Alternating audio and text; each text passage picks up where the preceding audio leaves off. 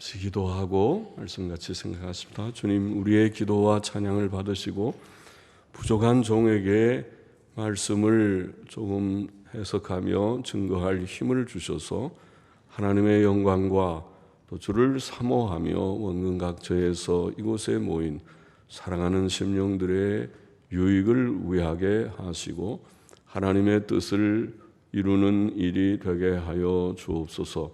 헛되이 왔다가 돌아가는 이가 하나도 없게 하여 주옵소서. 하나님의 영, 진리의 영께서 우리 가운데 계시오니 우리의 혹 부족과 연약은 주의 피를 뿌려 정하게 하시고 또 하나님의 영, 성령님의 감화와 감동을 말씀을 말하는 자나 듣는 자에게 주셔서 말씀이 유익이 되게 하여 주옵소서. 예수님의 이름으로 기도하옵나이다. 아멘. 아멘. 1절 말씀 보십시다. 여호와께서 마물의 상수리 숲을, 상수리 숲을 간혹 앞에 나왔었죠. 어디에 나왔던가? 13장 끝에 헤브론에 이르는 마물의 상수리 숲에 이르러 거기에 거했다. 그런 표현을 했을 때 제가 설명드렸는데 상수리 숲을이라고 하는 엘로네라는 말은 그 히브리어 학자들, 언어 학자들은 테레빈스 나무들 복수로 되어 있는데 테레빈스 나무 그거를 또 그와 조금 아주 비슷한 단수로 된 이건 알론이라는 말은 그냥 그 떡갈나무라고 하나요? 오크. 그래서 우리 가구 만들 때 오크로 만든 그 가구들 있죠. 영어로는 오크, OAK라고 하는 오크라고 하는 뜻이 되고 단수는 복수로 하면은 그와 구별해서 테레빈스 나무라는 뜻이다. 그렇게 학자들은 말하고 있습니다. 여하튼 오크 나무든지 아니면 테레빈스 나무다. 오크 나무는 떡갈나무, 우리는 상수리 나무 그렇게 번역했습니다.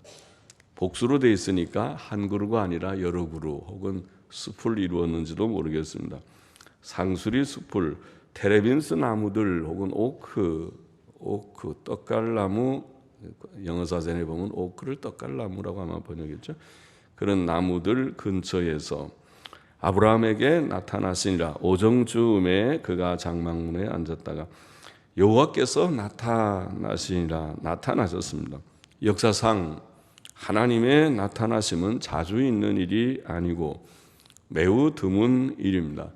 오늘날은 아마 거의 나타나지 않는다고 보는 것이 옳습니다. 왜냐하면 계시 시대에 하나님의 특별 계시의 방법으로 나타나시고 이제 계시가 완성되었다는 말은 신구약 66권의 말씀으로 하나님의 특별 계시가 충만하게 계시되고 완성되었기 때문에 만일 그렇지 않고 계시의 완성, 계시의 종교를 누가 부정하면 그는 실상 그 이론적으로 성경이 66권으로 끝나지 않고 67권, 68권, 69권 계속 성경이 쓰일 수 있다는 말을 하는 것이고 우리는 천주교회가 66권 성경을 넘어서서 중간기 시대의 외경들을 몇 권 편입해서 72권인가 몇 권을 만들기 때문에 잘못이다 그렇게 말합니다.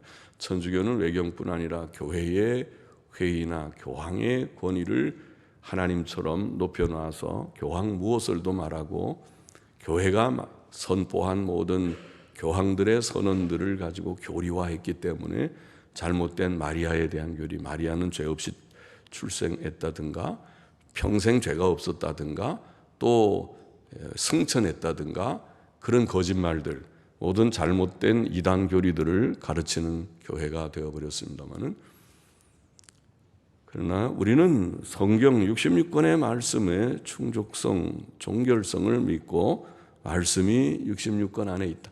우리가 더 새로운 계시를 추구할 것이 아니라 이 66권이라도 열심히 읽어야 되죠.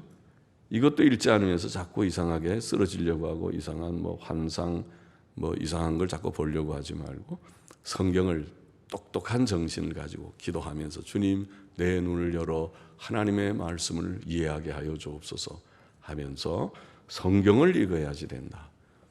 그렇게 믿습니다.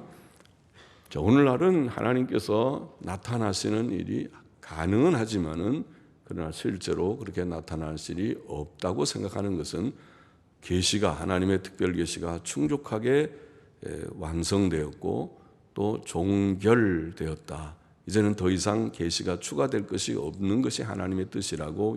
그럼 그 종결성은 어디서 우리가 알 수 있는가? 누가복음 16장에 부자와 나사로의 이야기 주님이 하시고 요한계시록 22장 끝에 이 책의 예언의 말씀에 더하지도 말고 빼지도 말라는 말씀이 종결성을 잘 증거하는 대표적인 두 구절입니다.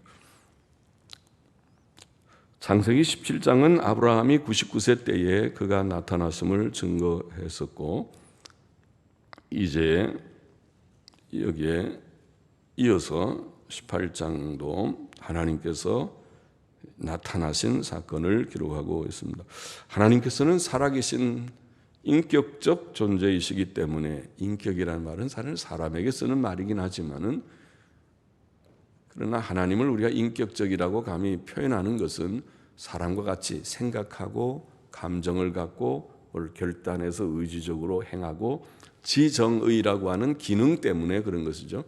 하나님은 우리가 하나님의 형상대로 지음받았기 때문에 하나님께서도 우리처럼 생각하실 수 있는 거예요. 생각할 수 있고, 하나님은 희로애락의 감정이 있으신가? 하나님께서 기뻐하시고 혹은 분노하시고 하나님도 그러시는가? 그러시다고 성경이 증거하고 있으니까 감정이 있고 뭐를 결심하고 뭘 행하는 그런 의지적인 결단, 행동을 하시는가?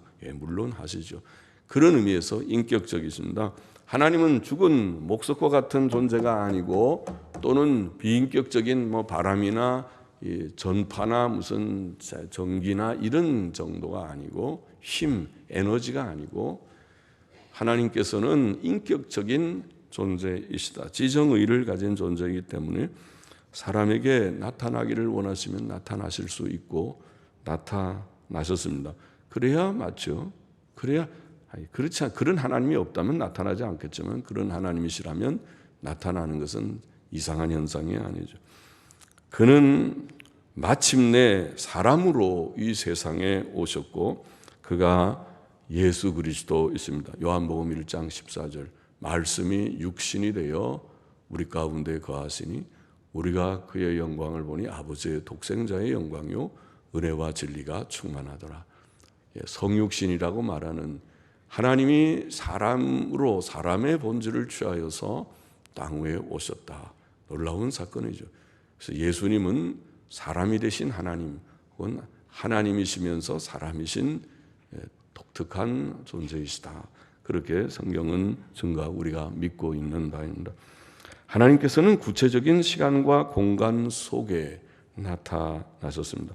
자유주의 신학자들, 특별히 신정통주의라고 하는 karl 바르트의 사상, 임마누엘 칸트의 영향을 받은 그런 자유주의 신정통 신학자들, 오늘날의 현대신학은 주로 신정통주의가 아주 영향을 크게 미쳤기 때문에 어떤 이들은 오늘날 현대신학자들은 전부 칸트주의자들이라고 말할 수 있을 정도로 영향이 큰데, 그들은 하나님의 초월성만 말하고 하나님께서는 초월자이심으로 시간과 공간 속에 나타나실 수 없고 사람이 육신적으로 경험하거나 또 그 경험을 말로 표현할 수 없다. 그렇게 자유주의자들은 말합니다. 그래서 하나님은 존재한다고 말은 하면서도 그 하나님께서 성경이 말한 것처럼 어느 날 나타나셨다. 그거는 있을 수 없다. 그는 말 그대로 사실 그대로 우리가 이해해서는 안 된다. 그래서 성경을 재해석하고 왜곡시킵니다. 그러나 그것은 그들의 잘못된 사상이지 성경 진리와 다릅니다. 성경은 하나님께서 구체적 시간과 공간 속에 나타나셨다고 증거합니다. 그것은 신화적 묘사가 아니고 사실적 증거입니다. 만일 그것이 사실이 아니라면 성경은 거짓 증거를 하고 있는 것입니다. 거짓 증거하는 책은 믿을 가치가 없습니다. 성경에 의하면 거짓 증거 그 자체가 마귀의 증표이기 때문에 성경은 더 이상 하나님의 말씀이 아니고 거짓말쟁이인 마귀의 말이 될 것입니다. 마귀의 책이 될 것입니다. 그런 책은 강론할 가치가 없고 우리가 믿을 가치가 없고 폐기 처분해야 될 일입니다. 성경은 그러나 그런 책이 아닙니다. 진실한 증거를 강조하고 진실한 증거, 순교자들의 피로 인쳐진 그러한 증인들의 붉은 피로 인쳐진 증언의 책, 증거의 책, 진실한 책, 하나님의 말씀입니다. 하나님께서 나타나신 장소는 마므레의 테레빈스 나무들 근처 장막문에서였고 시간은 오정즈음이었습니다. 오정즈음이라는 원어는 낮의 뜨거움이라는 말로 한낮즈음에 태양이 쨍 비치는 그런 정오가 그렇죠. 정오에서부터 2시 정도까지가 태양이 아주 제일 많이 뜨겁게 비추죠. 그래서 한낮즈음에라는 뜻입니다. 하나님께서는 구체적인 시간과 공간 속에 나타나셨습니다. 2절 보십시다. 눈을 들어본 즉 사람 셋이 맞은편에 섰는지라. 하나님께서는 사람의 모양으로 나타나셨습니다. 아브라함은 장막문에 앉았다가 맞은편에 사람 셋이 서 있는 것을 보았습니다. 그 세 사람은 둘은 천사요 하나는 하나님이셨습니다. 다음에 나오는 10절과 13절은 그 중 한 사람이 바로 하나님 여호와 하나님이심을 증거합니다. 또 여호와 하나님께서는 계속 아브라함과 말씀하고 계셨고 셋 중에 두 사람만 소돔성으로 갔고 19장 1절 다음 장에 보면은 두 천사가 소돔성에서 롯의 영접을 받은 것을 증거하고 있으니까 셋 중에 하나는 하나님이시고 둘은 천사였습니다. 그들이 사람의 형태로 천사는 영이지만 하나님도 영이시지만은 사람의 모습으로 나타나셨습니다. 아브라함은 그 세 사람이 특별한 자들이라고 느꼈던 것 같습니다. 히브리서 13장 1절 2절에 보면 형제 사랑하기를 계속하고 손님 대접하기를 잊지 말라. 이로써 부지 중에 천사들을 대접한 이들이 있었느니라. 참 성경은 이 진리를 교리와 윤리적인 진리가 같이 이렇게 따로 분리해서 나오지 않고 같이 나오는데 형제 사랑을 잘 힘쓰고 또 손님 대접도 나그네들 우리 집에 찾아온 손님 있으면은 너무 문을 닫아놓고 있지 말고 오픈하우스에 집에 문을 열고 손님을 언제든지 들어오세요. 잠깐 들어왔다가 차 한잔 하고 가시죠. 커피 한잔 하시고 가시고 식사 때면은 와서 같이 숟가락 하나만 놓으면 밥 된다. 우리 옛날 어른들은 다 그렇게 했는데 참 우리나라는 그 정이 많은 그런 나라였는데 지금은 이제 그 정이 다 없어져 버린 것 같지만은 들어와서 같이 식사 좀 하십시오. 찬이 별로 없지만은 하십시다. 그렇게 하는 그런 손님 대접하기를 잊지 말라. 이로써 부지 중에 천사들을 대접한 이들이 있었느니라. 아브라함이나 다음 장에 나오는 롯을 두고 하신 말씀이라고 보입니다. 정통 유대교 서기관들인 마소라 학자들은 3절에 내 주여 3절에 보면 내 주여 아브라함이 그들에게 가서 내 주여라는 말을 하나님께 대한 호칭인 아도나의 나자가 좀 길게 발음하는 나 하면은 특별히 하나님을 가리켜서 아도나이 그리고 그렇지 않고 좀 짧게 아도나이 혹은 아도니 하고 하면 그냥 주여. 인간관계에서도 상대를 존칭어로 영어로 하면 sir, 선생님 이렇게 하듯이 그렇게 할 때에도 아도니, 아도나이 그렇게 하지만은 아도나이 좀 나자가 길어지면 하나님께 대한 호칭으로 이해를 하는데 그렇게 마소라 학자들은 아도나이라고 본문을 읽었습니다. 2절 보십시다. 그가 그들을 보자 고 장막문에서 달려나가 영접하며 몸을 땅에 굽혀 가로되 내 주여 내가 주께 은혜를 입어 싸우면 원컨대 종을 떠나 지나가지 마옵시고 물을 조금 가져오게 하사 당신들의 발을 씻으시고 나무 아래서 쉬소서. 내가 떡을 조금 가져오리니 당신들의 마음을 쾌활케 하신 후에 지나가소서. 당신들이 종에게 오셨음이니이다. 그들이 가로되 네 말대로 그리하라. 아브라함은 자기 집에 찾아온 손님을 정성껏 대접하였습니다. 그것은 성도의 아름다운 모습입니다.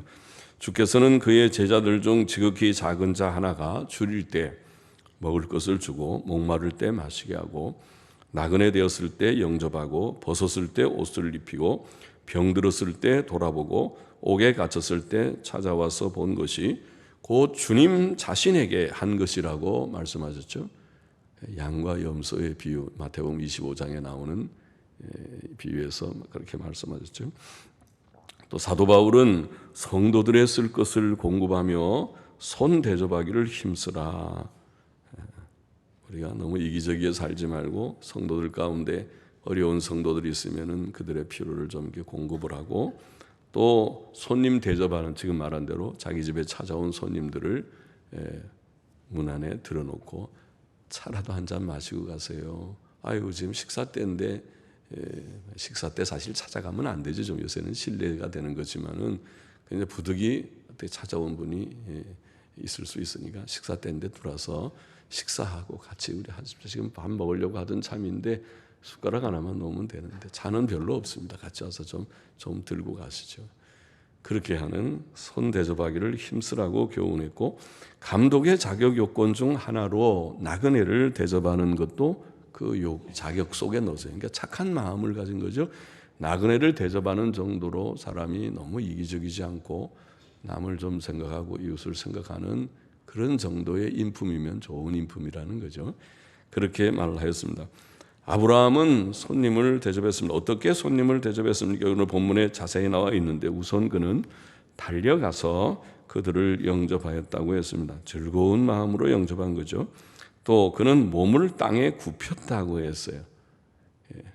우리 동양 사람들이 잘하는 거예요. 서양 사람들은 그렇게 굽히는 인사는 못해요. 그래서 이제 동양 사람들이 이렇게 하는 걸 알고 배워서 자기네들도 이렇게 하지만은 서양 사람들은 그냥 하이, 늘 반갑게, 잘 모르는 사람도 지나가면은 그냥 우리 화난 사람처럼, 우리나라 사람처럼 그렇게 지나가지 않고 그냥 하이, 헬로, 하이, 안녕하세요, 예, 안녕하세요. 그냥 모르는 사람도 그래요, 다. 예, 안녕하세요, 예, 하이, 헬로. 그게 좋지요. 그런데 우리나라 동양 사람들은 뭐 굽혀서 인사를 하죠. 누가 손님들이나 또 높은 사람들이나 또 반가운 사람들이나 하여 오세요. 몸을 좀 굽힙니다. 몸을 땅에 굽혔다. 겸손한 영접을 했다는 거죠.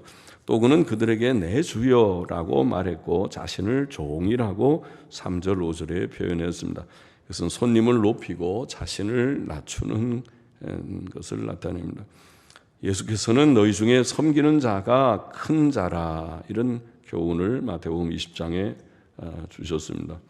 사도 바울도 서로 우애하고, 사이좋게 지내는 거 참 좋은 거죠. 서로 우애하고 존경하기를 서로 먼저 하고, 남 깎아내리려고 하지 말고, 남의 흠이나 잡아서 남 깎아내리려고 하지 말고, 사실은 훌륭한 사람들이 참 많은 거죠. 세상에 남을 서로 존중하고 존경하기를 먼저 하고, 사실은 남이 우리보다 잘난 면이 많은 사람들이 많겠죠.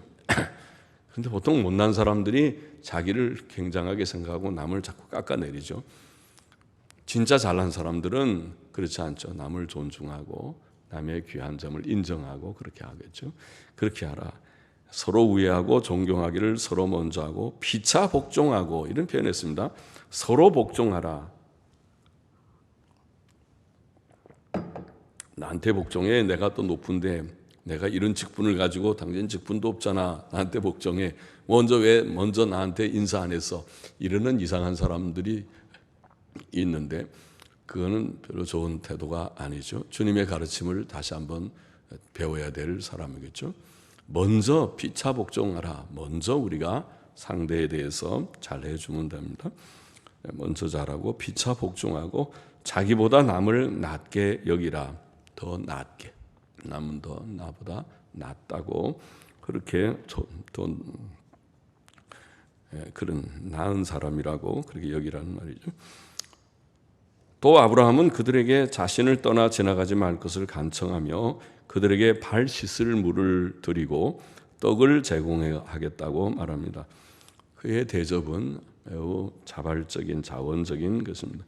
성경은 우리의 선행이 억지같이 되지 않고 자발적으로 되어야 할 것을 교훈합니다. 그래서 성경의 귀한 교훈이고 그것을 가장 잘 보인 성경이 바로 빌레몬서라고 하는 단권으로 된 짧은 서신인데 빌레몬서의 중요한 교훈은 자발적인 선행이라고 하는 귀한 교훈입니다. 그래서 바울이 명령으로 빌레몬에게 너 오네시모 내 종을 나의 수종자로 달라 명령할 수 있는 사도고 할 수 있는 정도의 권위가 있고 또 그만큼 빌레몬은 사도 바울에게 영적인 빚을 진 자이지만은 그러지 않고 돌려보내. 이건 내 종이니까 내게로 돌려보내는데 그런데 나는 그 오네시모가 내 곁에서 좀 나를 수용들면 좋겠는데 네가 그렇게 좀 해줄 수 있겠는지 이렇게 뜻만 좀 보이는 그래서 빌레몬이 즐거이 종을 그에게 보내줄 수 있도록 그렇게 한 그것이 빌레몬서라고 하는 그 어떻게 보면 이게 무슨 이것도 성경이냐 이 속에 무슨 교훈이 있느냐 하고 싶은 그 책 속에 위대한 교훈입니다. 자발적 선행, 우리의 선행이 억지로 하지 말고 자발적으로 하는 것을 하나님이 기뻐하신다. 이제 뭐든지 하라고 그러면은 안 하죠. 이 청개구리가 우리 속에 한 마리씩 있어가지고 하라고 그러면 하지 않고 시키려면 하지 마 그래야 오히려 할 수 있는 그런 이게 좀 반대로 가는 그 반항심, 부정적인 마음이 죄성 속에 있어요. 사람 속에. 그러나 그 별로 좋은 것이 아니죠. 하나님께서 우리가 뜻을 조금 보일 때 제가 좀 해보죠. 제가 먼저 하죠. 그게 참 좋은 것이죠. 그래서 자원해서 자발적으로 선을 행하고 하나님의 뜻을 받드는 그런 것이 좋습니다. 또 사도 바울은 이런 맥락에서 우리가 헌금을 드릴 때도 인색함으로나 억지로 하지 말고 즐거움으로 내는 것이 하나님께서 좋아하시는 것이고 또 사도 베드로는 우리가 언제 생각한 대로 장로들에게 교훈하기를 양무리를 돌보는 목회를 할 때에도 하나님의 뜻을 좇아 자원함으로 하도록 하라 그랬습니다. 억지로 의무감으로 하는 것은 좋지 않고 내가 이 일을 하게 돼서 감사하다. 자원함으로 하라.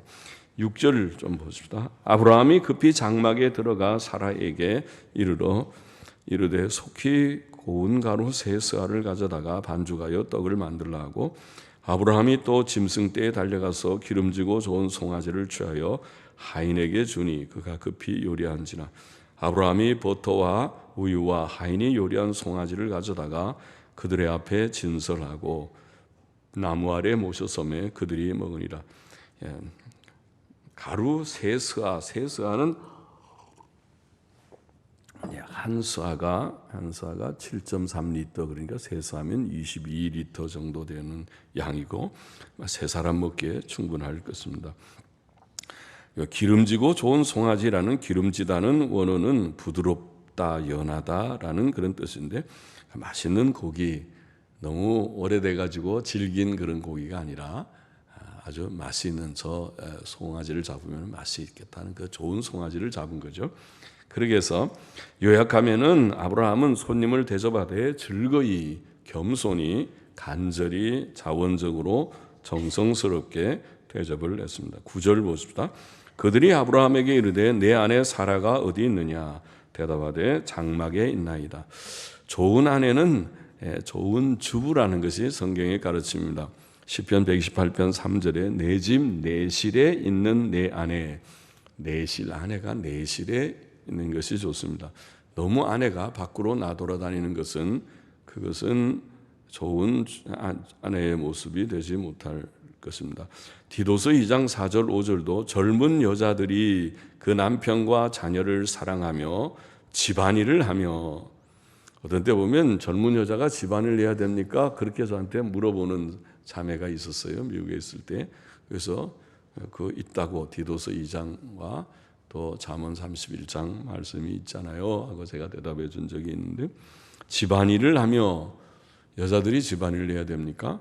성경에 집안일을 하며 젊은 여자들이 그 남편과 자녀를 사랑하고 젊은 사람들이 남편과 자녀를 사랑하는 게 좀 부족할 수 있는가? 그래 사랑하며 당연하게 보이는 거지만은 진짜 자기 남편을 자기가 챙기지 않으면은 남편이 나중에 병들고 죽은 다음에는 후회하죠. 그런 것도 봤어요. 어떤 사람은 남편 챙기지 않고 자녀들 엉뚱하게 남편이랑 떨어져서 외국에 공부시키지 않아도 되는데 가서 공부하느라고 자녀들 뒷바라지로 가 있다가 남편 돌아가시는 그런 일이 있는 걸 봤는데, 아이고 참, 남편부터 챙겨야지. 남편 여기에서 라면이나 끓여 먹게 해놓고 자식한테 뭐 한다고 저기 유학이고 뭐고 하면서 가서 엉뚱한 일을 했고 남편 죽고 나서 후회하겠구나. 그러지 말고 남편을 먼저 챙기고 자녀들을 사랑하고 그리고 또 집안일도 좀 잘하고. 누가 해주나요? 뭐 아주 부잣집이 아니면은 도우미 아주머니 둬서 하기 어렵잖아요. 다 우리가 해결해야 되잖아요. 남편이 아내나 남편은 나가서 열심히 돈을 벌고 아내들은 집안일도 열심히 하면서 또 부분적으로 또 나가서 일을 한다 하더라도 너무 집안일에 손해가 되지 않고 남편을 챙기고 자녀를 돌보는 일에 지장이 안 되게 조금 부분적으로 하는 정도면 어떨까 싶고, 형편 처지를 따라서 너무 욕심 부리지 말고 돈에 욕심을 부려서 단시간 안에 몇 년 안에 내가 집을 장만하느니 뭘 하느니 그런 허황한, 죄송해요, 허황한이란 그게 뭐 좋은 꿈인지는 몰라도 허황한 꿈을 버리고, 그는 성경적으로 말하면 허황한 것이에요. 사람이 집값이 얼마나 비싼데 집을 몇 년 안에 집을 장만하려면은 그렇게 해야 겨우 될뚱만뚱하죠. 그러니까 웬만하면 사실 집을 마련하기가 쉽지 않죠. 그러니까 너무 그러지 말고 오래 그 집을 하려면 오랜 10년, 20년, 30년을 생각하면서 조금씩 저축해서 나중에 조금 형편에 맞는, 은퇴 안 하면 서울이 비싸니까 서울을 떠나서 근교에 좀 가서 조금 집을 사서 생활할 수 있는 그런 것이, 그런 노후에 그렇게 하는 정도로 생각하고, 너무 그런 데다가 요새 말로 올인해가지고 다른 일에 다 지장되고 남편 건강 잃어버리고 자녀들 잘 교육도 안 돼가지고 자녀가 다 삐딱하게들 다 자라고 부모의 사랑 결핍 속에서 자라고 교육도 안 되고 그렇게 다 해가지고 집 하나 장만해보면 그건 뭐 하는 것입니까? 도대체 뭐 하는 짓이냐 그래야 되겠죠? 뭐 하는 짓이냐 그것이. 집을 위해서 사는 거냐? 인간이 결혼했으면 가정을 세우는 것이 첫째지. 가정을 세우는 일은 집 한 칸 마련하는데 올인하는 게 아니잖아. 그것이. 그렇게 사는 것은 잘못이다. 이렇게 책망을 해야 되겠죠. 그러니까 집안일을 하며 선하며 자기 남편에게 복종해야 할 것이라고 그렇게 교훈했습니다. 반면에 잠언 7장 11절은 그 발이 집에 머물지 아니하는 음녀에 대한 묘사도 나오죠. 좋은 아내는 집안일을 잘하는 아내라는 것이 성경적인 교훈이죠. 사라는 장막 안에 있었는데 10절에 보면 그가 가라사대 기한이 이를 때에 라는 표현은 오는 봄에 혹은 내년 이맘때, 영어 성경들은 내년 이맘때 내가 정녕 내게로 돌아오리니 내 아내 사라에게 아들이 있으리라 하시니 사라가 그 뒤 장막문에서 들었더라. 자, 9절에는 그들이 이르되 10절에는 그가 가라사대, 갑자기 주어가 바뀌었습니다. 그들에서 그로. 여기에 그는 누구입니까? 이것은 13절, 14절에 보면은 바로 하나님 자신임을 알 수 있습니다. 그는 내년 이맘때에 내가 정녕 네게로 돌아오리니 내 아내 사레에게 아들이 있으리라고 말씀하셨고 14절에서도 반복해서 같은 말씀을 하셨습니다. 11절 계속 보십시다. 아브라함과 사라가 나이 많아 늙었고 사라의 경수는 끊어졌는지라. 사라가 속으로 웃고 이르되 내가 노쇠하였고 내 주인도 늙었으니 내가 어찌 낙이 있으리요. 여호와께서 아브라함에게 이르시되 사라가 왜 웃으며 이르기를 내가 늙었거늘 어떻게 아들을 낳으리요 하느냐. 여호와께 능치 못한 일이 있겠느냐. 기한이 이를 때에 내가 네게로 돌아오리니 사라에게 아들이 있으리라. 사라가 두려워서 승인치 아니하여 가로되 내가 웃지 아니하였나이다. 가라사대 아니라 내가 웃었느니라.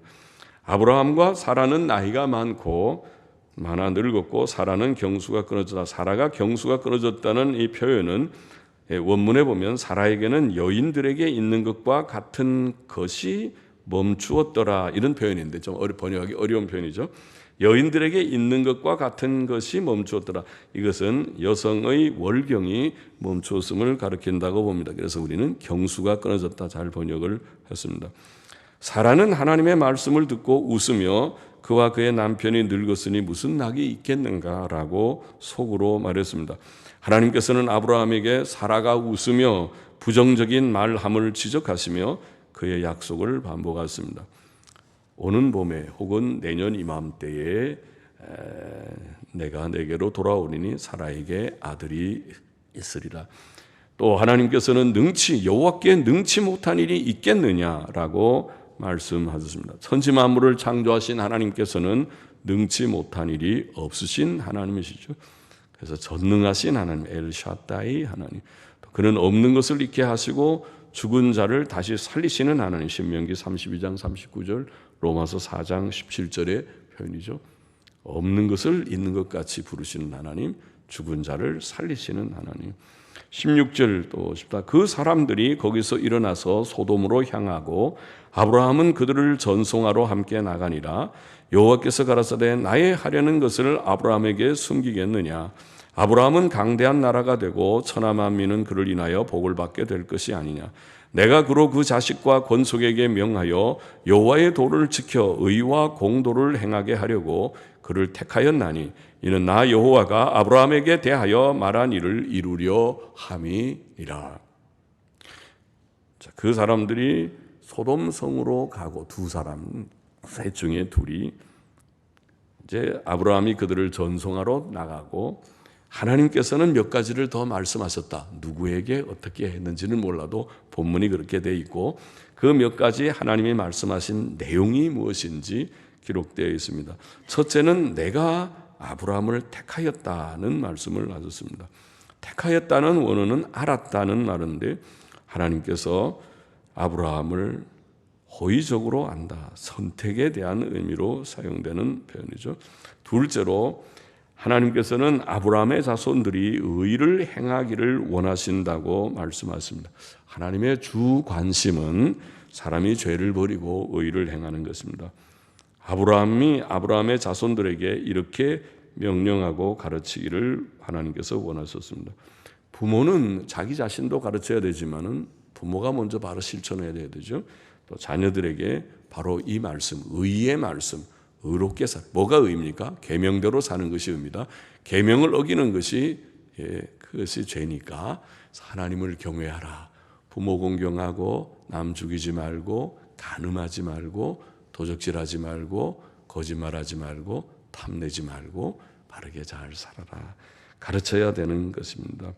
마땅히 행할 길을 아이에게 가르쳐야 됩니다. 그리하면 늙어도 그것을 떠나지 아니하리라. 부모의 책임이 큰 거죠. 부모가 된다는 것은 결혼을 하고 우리 이제 상임자매도 결혼을 해서 이제 부인이 됐으니까 결혼을 하고 자녀를 출산하게 될 때에 부모가 된다는 것은 엄숙한 의무가 책임이 생기는 것입니다. 그래서 그 책임은 밥이나 해주고 예쁜 옷이나 입혀주고 하면 되는 게 아니고 그거는 기본이고 그거 하지 말아야 되는 것다는 것이 아니라 그런 걸 하지만은 그러나 형편껏 형편에 맞게 절약적으로 해야 되고 그리고 그보다 중요한 것은 말씀으로 바로 잘 교훈해서 이 악하고 불경건하고 음란한 세대 가운데서 우리의 자녀들이 경건하게 도덕적이게 반듯하게 잘 자라도록 하는 이것이 아빠와 엄마의 책임입니다. 아빠의 책임이요. 일차적으로는 부모에게 아비에게 자녀 교육에 대한 책임을 줬어요. 아빠들이 바로 딱 서서 이걸 해. 아빠가 리더십을 가져야 돼요. 아빠가 바쁠 때는 내가 비록 못하지만 여보 당신이 이렇게 해야 돼요. 해야 돼. 아빠의 권위 없으면은 가정은 무너져요. 아빠가 하라고 그러는데 안 하면은 그런 아내들은 내쫓아버려요. 그런 말 듣지 않는 아내들은 내쫓아버릴 수도 없지만은 그러나 아내는 남편에게 잘 순응하고 복종해야지 되는 거예요. 남편한테 이겨먹으려고 그러고 남편의 말 듣지 않는 아내는 아내가 아니에요. 아내다움은 아내가 아니에요. 그래갖고 집안 꼴이 되겠습니까? 그건 가정교육도 안 되고 아무것도 안 돼요. 그리고 그렇게 되면 남편이 아내를 사랑하는 마음도 식어지게 되는데 왜 그렇게 불행한 일들을 자초하겠어요? 성경대로 하라고 가르치니까 결혼식 할 때 항상 가르쳐줬는데 남편은 아내를 사랑하고 아내는 남편에게 복종하라. 사랑과 복종을 통해서 한 몸이 돼야 되는 이치를 수없이 가르쳐줬는데 그걸 실천하지 않고 잘난 척 하니까 잘난 척 하는 사람들은 행복하지 않아요. 불행하게 돼요. 그러나 잘난 척 하지 말고 겸손하게 제가 쉽게 표현하고 잘난 척이라는 그렇게 했지만 좋은 말은 아니지만은 겸손하게 말씀에 복종해야 돼요. 그래서 남편은 아내를 정말 사랑하고 웬만한 건 다 품고 가고 아내의 흠을 잡지 말고 연약을 잡지 말고 내 아내인데 누워서 침 뱉기지 자기 아내 욕해봐야 자기 욕하는 것이니까 품고 가고, 그리고 또 아내는 남편에게 잘 순응하고 남편을 존중하고 주인으로 여기고 그렇게 가야 되는 것입니다. 알았죠? 우리 박상임 씨. 박상임 씨가 결혼식을 하고 나서 오늘 처음 참석했기 때문에 특별히 설교 시간에 이름 부르면 안 되지만 그렇게 했어요. 의를 행하기를 원하시고 그 다음에 셋째로 하나님께서는 아브라함과 그 자손들이 복을 얻을 것이라고 말씀했습니다.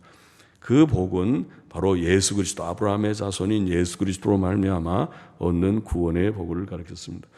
말씀을 맺어야 하겠습니다. 여기 세 가지 교훈, 오늘 첫째로 우리는 선을 행하는 자가 되어야 한다는 것을 아브라함의 본을 통해서 보였습니다. 아브라함은 즐거이, 겸손히, 간절히, 자원적으로, 정성스럽게 손님 대접했습니다. 경건은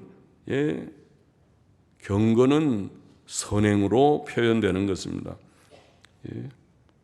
정말 우리가 하나님을 경외하고 하나님의 뜻대로 사는 자는 좋은 사람이 돼요. 사람이 사랑을 하나님 사랑하고 이웃을 내 몸같이 사랑하는, 사랑 실천하는 인품이 돼야, 인격이 돼야 되는 것입니다. 그것이 없으면, 선하지 않고 사랑이 없으면 하나님을 아직 잘 모르는 자입니다. 그래서 우리가 하나님을 잘 아는 자가 되는 게 중요해요. 사람이 아내가 남편을 정말 사랑하게 만들기를 원하면 아내에게 예수 잘 믿게 하세요.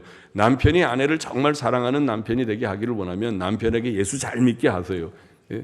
하나님을 경외하고 예수를 잘 믿으면 사랑하지 말라 그래도 한눈 팔 수가 없어요. 팔면 하나님 앞에 천벌 받을 줄 아니까.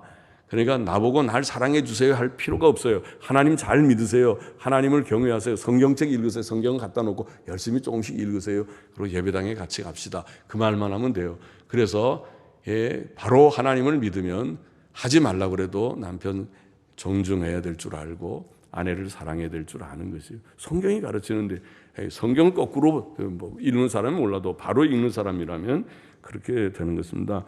선을 행하는 자가 되라.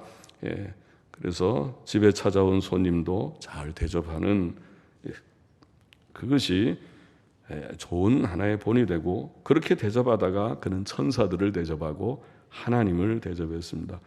성경은 가난한 자에게 구제하는 것은 하나님께 구워드리는 거라 자주 우리가 표현했죠. 하나님께서 돈이 필요합니까? 그러나 가난한 사람들에게, 가난한 자들에게 우리가 돈 몇천 원, 또 만 원 구제해 주는 것은 하나님께 구워드리는 것 같다. 하나님의 장부에 몇 월 며칠 날 김아무개 이아무개 얼마 구제 얼마, 그렇게 기록된다는 걸 생각하면은 구제하지 말래도 하고 싶죠. 해서 기록에 내가 많이 좀 있으면 좋겠다. 하나님 앞에 설 때 너 내 기록 장부에 너 이름이 많이 올랐다 하기를 원하죠. 하나님을 대접하는 자가 되어야 되겠습니다. 둘째로 우리는 하나님의 전능하심을 믿는 자가 되어야겠습니다. 99세 된 아브라함과 89세 된 사라에게 하나님께서는 아들을 주셨습니다. 그건 기적이죠. 우리는 예수님 당시에 사두개인들처럼 회의주의자나 불신앙자가 되지 말고 성경을 믿고 하나님의 능력을 믿는 자가 되어야겠습니다. 하나님께는 능치 못한 일이 없다. 우리 하나님의 전능을 믿고 하나님의 약속하신 부활과 천국과 영생을 우리가 소망하는 우리가 되어야겠고, 셋째로 우리는 하나님의 복을 받는 자들이 다 되어야겠습니다. 여기 보면 아브라함에게 주신 말씀 속에 있는 거죠. 하나님의 복을 내가, 하나님께서 복을 주리라. 아브라함을 통해서 천하 만민이 복을 받게 하시는 이것은 아브라함의 자손 예수 그리스도를 믿음으로 얻는 구원, 곧 영생, 천국, 몸의 부활을 포함하는 이 복을 가르치는 것이죠. 하나님의 뜻은 하나님의 택한 백성이 하나도 빠짐없이 다 예수님 믿고 죄사함 받고 실제로 의롭게 살다가 마침내 그 복이 뭡니까? 영생, 부활의 천국의 복을 받는 것이 하나님의 뜻입니다. 우리 합정동교회에 출석하는 교우들께서 예배당에는 들어와서 이름은 등재되어 있고 목사 이름 모르는 사람도 들어있지만은 등재되어 있다 하더라도 구원에서 누락되는 자가 없기를 원합니다. 다 하나님의 뜻 가운데 구원에 참여해서 이 복을 누리는, 지금 땅 위에 살 때도 나는 하나님 믿는 그리스도인입니다, 그리스도에게 속한 사람입니다, 살다가 장차 영광스러운 세계의 복을 다 누리게 되기를 원합니다. 기도합시다. 하나님 아버지, 오늘도 이 아브라함에겐 하나님께서 나타나신 사건을 통해서 우리도 선을 행하는 참 경건의 표를 가진 자들 되기를 소망하였고, 또 하나님의 전능하심을 의심치 말고 믿고 소망하는 자가 되고, 하나님이 주시는 복을 우리가 누려서 땅 위에서 그리스도인으로 살다가 주님 장차 하나님께서 약속하신 영생과 부활과 천국의 영광을 우리가 누리는 자들이 다 되게 하여 주옵소서. 예수님의 이름으로 기도하옵나이다. 아멘. 아멘.